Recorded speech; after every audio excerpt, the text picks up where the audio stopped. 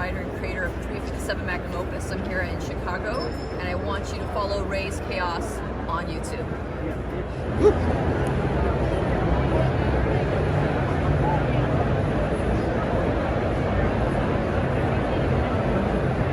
And welcome back, everybody. My name is Raze Chaos. You've made it back to my channel. It is October, it is the spooky month, and Raze is spooky as always, so yeah, welcome back. Yes, I don't really do anything special for Halloween this year. Normally I do, but then when you consider I just always do stuff like that, it's like, why even bother trying to make it any different? Because for me to make things creepier is a little bit further than most people are willing to go. Because, yeah. Yeah. So, we're just going to go ahead and maintain status quo because, you know, Raze is creepy enough as it is. And today is no exception because we are going to jump back into something Raze started a couple weeks ago where he dipped into the what do you want to say? The Alfred Hitchcock stuff. Yeah. Did the North by Northwest, Roger Thornhill, which that was a lot of fun. But the thing is that movie, while it is a suspense movie, it's more of a secret agent film more than anything else. So since October was coming, Raze decided he was going to go ahead and save one of the horror films for October. Yeah, I totally made that choice. Yes, I did. Quit it. No, I did not get one and not have the other one until... He's so full. I mean, seriously, if you believe this jackass, that's on you. Why don't you go somewhere? That's what I thought. Okay, so this week we have Melanie Daniels from The Birds, the 1963 movie made by of course by Alfred Hitchcock.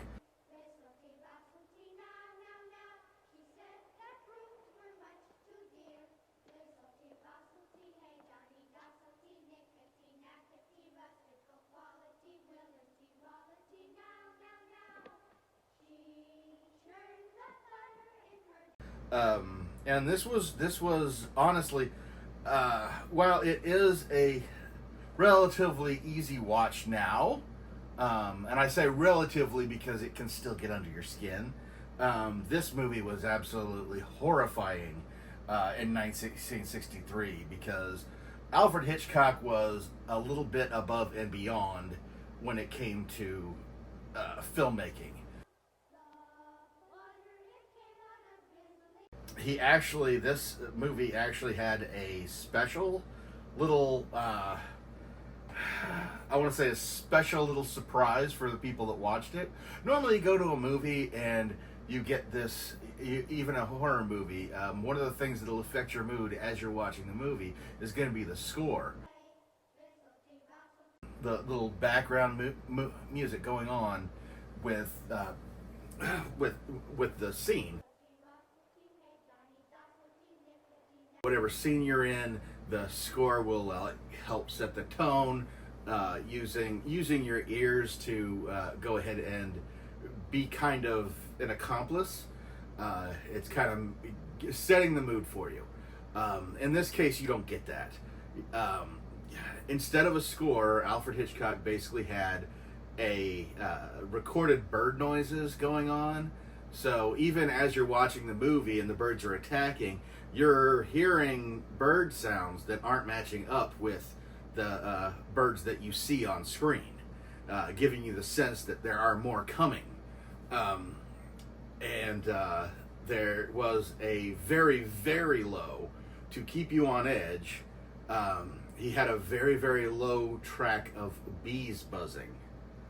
It was pretty much subliminal. It's really low and your brain registers it even though you aren't consciously hearing it. So that was the sense, like, and a part of your body is basically reacting to the presence of bees nearby you, even though you're not consciously aware.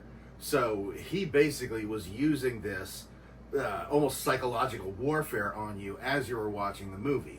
And of course, he would ramp it up, and he would make obviously this is set on an island, and an island off of San Francisco, and you don't really get a sense of relief because that constant noise is going on behind you, even though it is ramped up a little bit during bird attacks.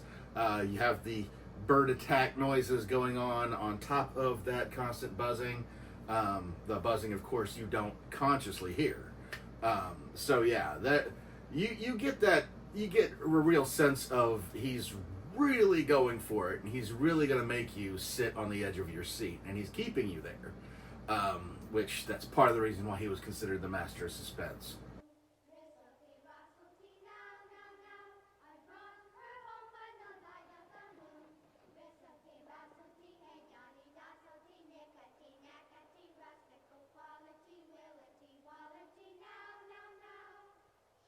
So this pop is obviously Melanie Daniels. This is the main protagonist of The Birds. She is the daughter of a very wealthy magazine owner. She's kind of grew up wealthy, and she kind of has an attitude that's more common today, but less back then, where she kind of does what she wants to do. There is hints when she meets the main protagonist. Well, okay, she's the main protagonist, and she's meeting up with a man named Mitch, who he is the other protagonist. Basically, they meet in a pet store where he walks in and asks for help on a gift for his younger sister, and she basically goes along and pretends like she works at the pet store, even though every question he asks is basically geared towards piercing through this veil, because he recognizes her the minute he walks in, and she does her best to try and act like she works there. To what extent, not 100% positive. We don't know if it's playful. We don't know if it's it's basically revealed that she's a prankster. She is mentioned to have jumped naked into a fountain at some charity event. Although later she claims that she didn't do that. She was pushed and she was fully clothed, but her reputation basically gives the more sensational story is what everybody believes. So was she or wasn't she? Though she does claim that that event and the public indecency charge that she got for that basically made her sit up and realize that she couldn't just be this. She had to be more. She had to do more than just catch headlines with her bad socialite behavior.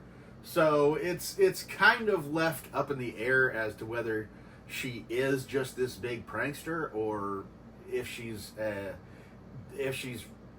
just, well, whether or not she is this big prankster. She is a bit of a troublemaker. As a matter of fact, when he goes in looking for the lovebirds, that's what he's wanting to buy his sister for her birthday. After he leaves, she goes ahead and purchases the lovebirds after having having quite a big back and forth with him, because once she realizes he was playing with her the whole time, it doesn't sit right with her. So she goes ahead and buys the lovebirds and decides that she's going to drive these birds out to Bodega Bay from San Francisco to just basically leave them at his place, you know, just to kind of, haha, see, I did do something nice or something like that. I don't know. I'm not 100% sure. But it's left a little bit ambiguous. But the thing is while she's trying to sneak out of the place because she doesn't want to be seen, he spots her because she decides to take a boat over to cut around the water instead of driving up, because it was a direct line. It was a direct route, and there was really no way of sneaking on there outside of cutting through the bay. And so she does this. He goes in, he finds the birds. He starts looking around because he didn't see anybody on the street. They're on the road, and spots her trying to get back to shore without being seen. But when you're the only boat out there, you're going to be spotted. So he quickly drives around and meets her at the dock. And of course, right before she gets up there, a bird dive bombs her head for some reason, and kind of takes away from whatever act she was putting on. But it's a slow attack, so she doesn't even realize it. So they're going through their whole thing. She's still trying to BS him. He's still trying to cut through it because he is a lawyer. That's how he recognized her, because he was in the courtroom when she was going through her fountain ordeal. So he's trying to cut the BS with her. You get a sense that he's starting to like her. They're starting to like each other, even though, you know, they aren't necessarily immediately compatible. But she decides she's going to stick around and for the weekend. And that's when basically the birds start slowly taking over. Not really taking over, but they begin their attack. Yeah, it's the crazy thing is the idea of birds attacking people is really hard to believe.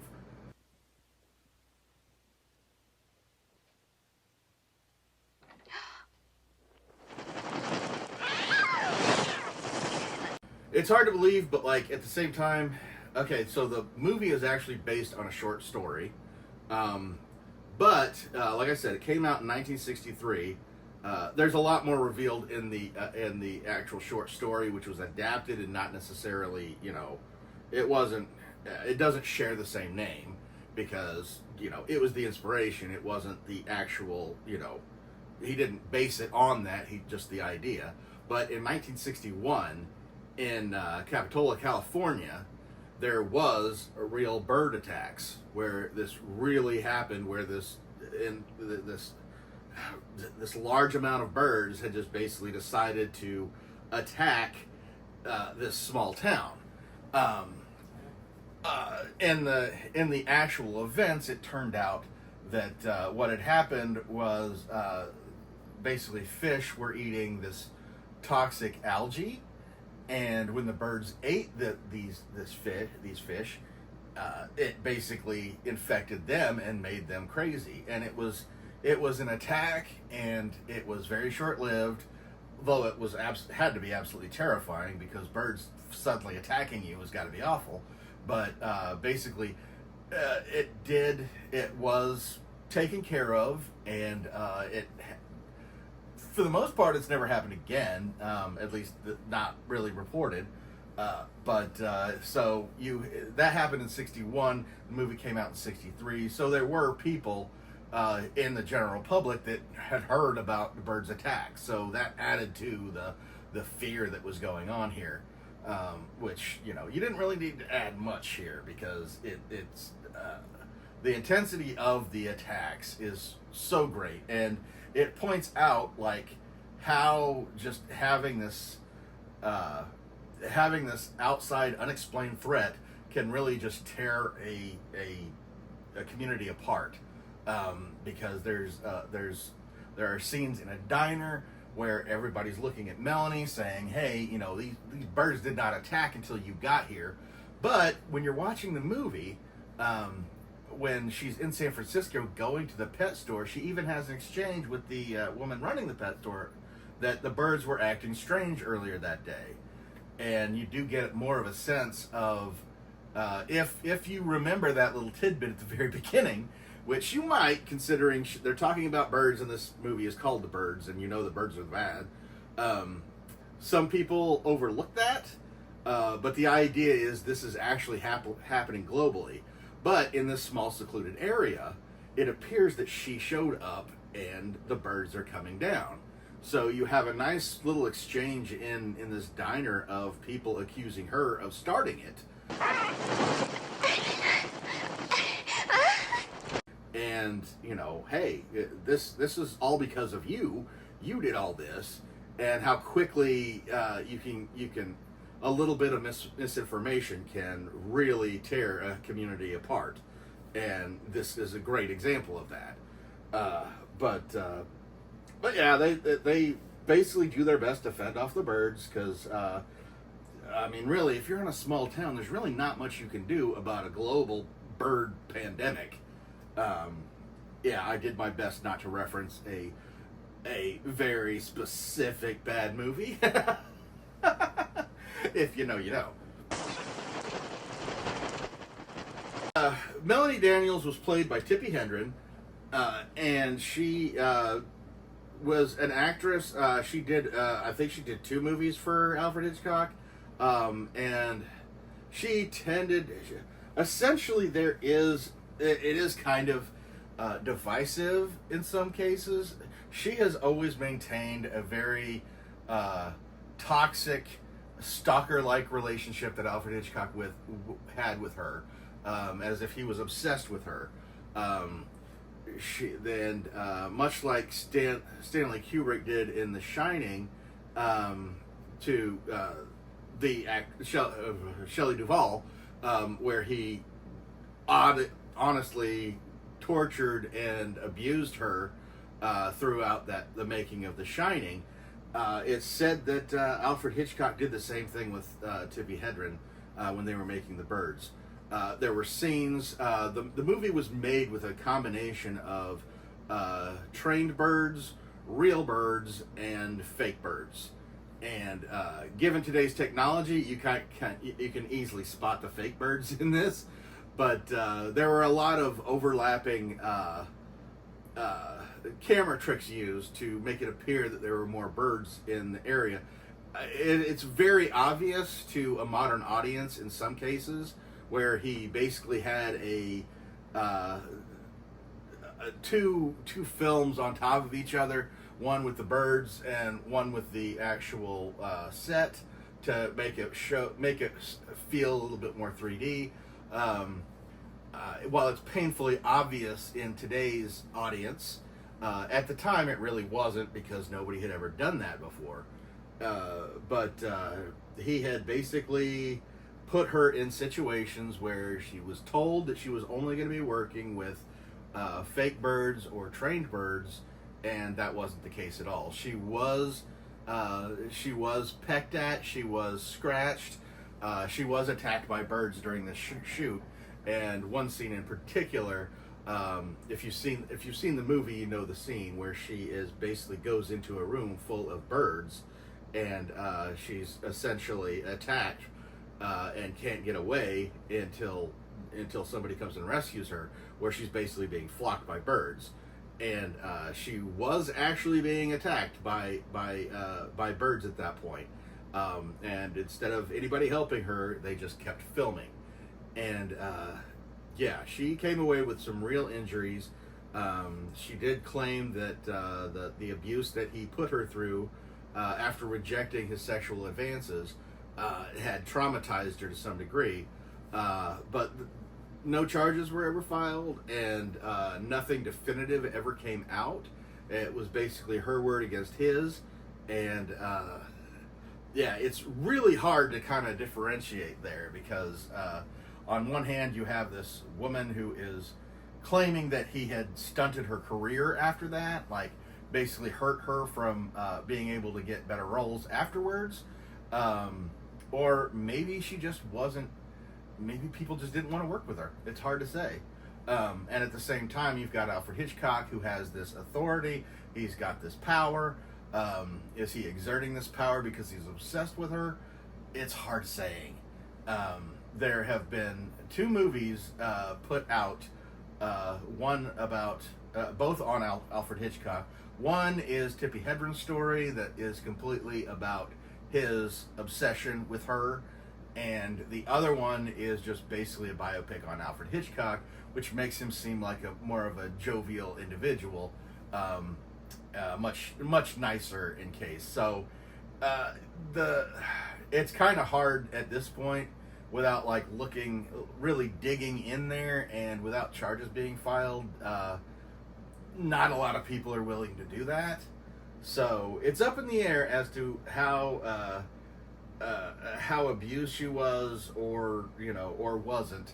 It's hard to say. It's a shame, because that's not the kind of thing you want attached, either as the perpetrator or the victim. That's not something you really want attached to your name, either way. This is a very fun movie to watch. It's a great movie to watch for the lightweights, I'll say, because it can get under your skin. A lot of times, this is one of those movies that's just scary enough that somebody who can't handle horror can go through it and not be traumatized. And some of the more hardcore people just would not even consider this a horror movie. So we're talking about levels here, and Raze is going to go ahead and give a Halloween recommendation for The Birds, for all of you who aren't really into horror movies. The amount of story that happens between the characters is what kind of carries the movie. The Birds just happen to be a side quest. The big question by the end is what made the Birds do this? And I'm not gonna lie, and I hate to be a bit of a spoiler person, but that is never explained. The Birds are never handled. There was actually a scene that Hitchcock did not film, where when Melanie Daniels and Mitch and Mitch's mother and his sister all like get into her car and leave Bodega Bay to try and find help and get her to the hospital after the bird attack, after the aforementioned scene. They need to get her to a hospital, so they're heading for San Francisco. And the birds come and then they go. They kind of attack and then regroup, and there's a span of time in between there where it's nice and quiet. So they're hoping to get back to San Francisco before the next bird attack. In the cut scene that they never filmed, I guess the ending scene was actually going to be them driving across the Golden Gate Bridge and it being completely lined with birds, to let you to just go ahead and hammer home at the end that this isn't happening on this one little island. This is happening all over the world. Melanie! Why is all this happening? Why are the birds attacking people out of nowhere? Seemingly nowhere. They give a couple of possibilities in the movie as to why this would be happening. However, it's never clearly defined in the movie. Where it is clearly defined is, like I said, it was based on a short story, and Alfred Hitchcock got with a screenwriter called Evan Hunter, and the two of them had basically worked on the screenplay. And Evan Hunter has written an autobiography called Hitch and Me that was all about his... It was an autobiography, but obviously a lot of it had to do with Alfred Hitchcock, helping him making a name for himself as a screenwriter. And the two of them basically had come up with the reason why, and he reveals it in that book. And has Raze read the book and knows the reason? Yes, he has. Is he going to tell you here? No, he's not. Because Raze encourages people to read and learn. So, yeah, Hitch and Me by Evan Hunter, if you want to know the big secret there. But I think at this point we're going to go ahead and take this take good old Melanie out and see how she fares outside of the box, and see if she freaks out because there's birds around. There's not, but you know.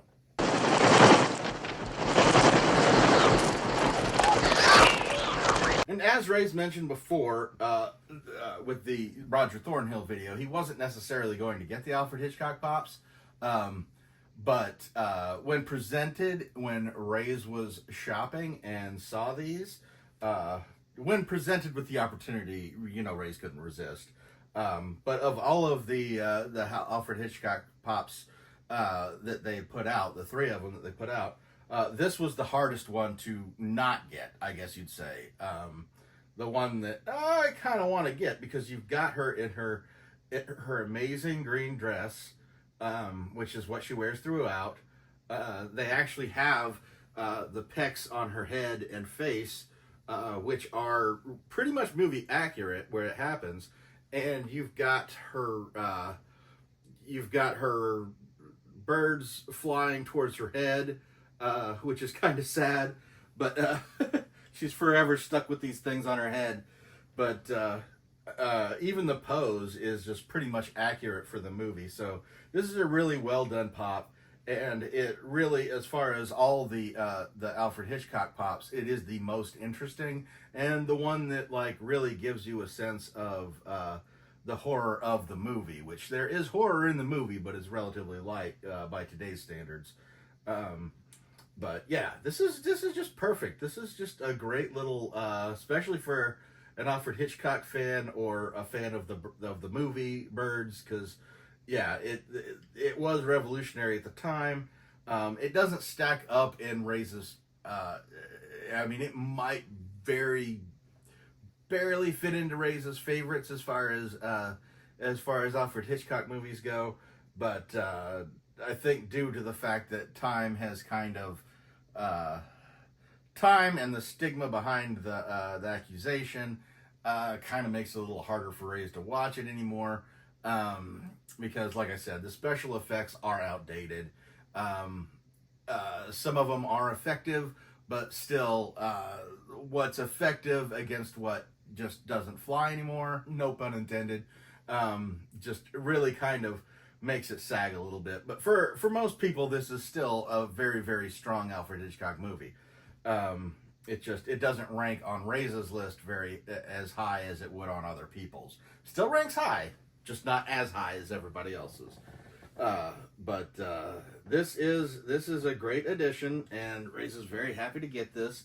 Raze loves Alfred Hitchcock movies. I don't even know what to add to that. So yeah, Raze is gonna go ahead and let you go instead of rambling on about this. Let me know down in the comments below if you are a fan of the Birds, if you are a big Alfred Hitchcock fan, just kind of the same as the North by Northwest video. This is really a you can really see the difference between the movies, in which in North by Northwest you really followed Roger Thornhill throughout it, and he basically carries the movie, and he is what makes it entertaining, him reacting to everything.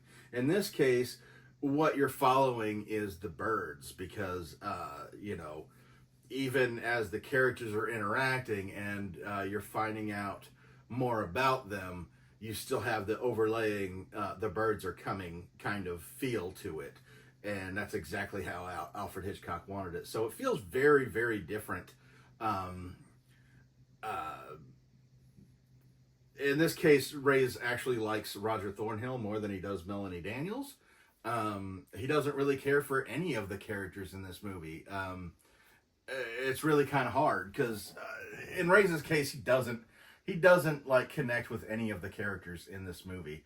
So that might be why it doesn't rate higher on his list.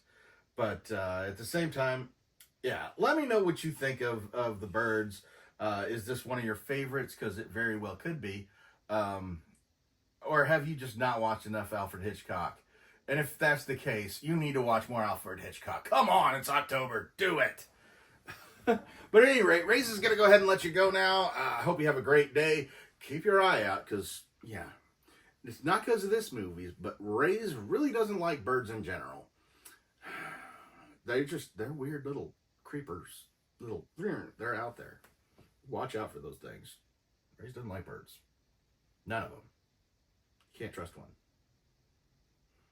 But he's going to go ahead and go now. So I hope you have a great day. Keep watching the skies. But never forget that life is full of odd moments. You never know when you're going to be defined.